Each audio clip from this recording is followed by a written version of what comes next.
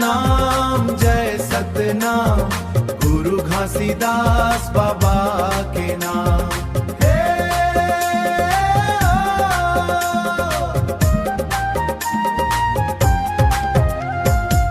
सत्य अहिंसा के दीप जलाए, मनखे मनखे एक समान। गिरौदपुरी धाम मां जन्म लिए बाबा, अंधियारा जग मां ज्योत जलाए। सतनाम के अमृत बरसा के, सत्य के रद्दा सब ला बताए, सत्य के रदला बताए। जय सतनाम जय सतनाम, गुरु घासीदास बाबा के नाम।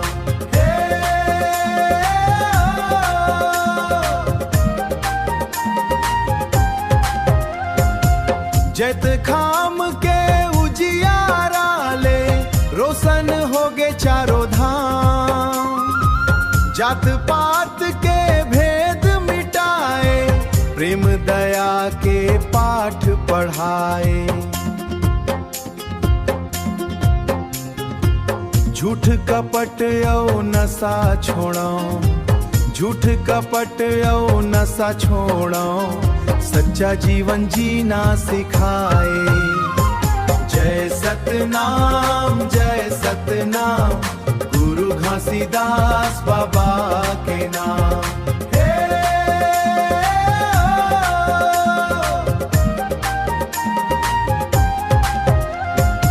सत्य अहिंसा के दीप जलाए, मनखे मनखे एक समान।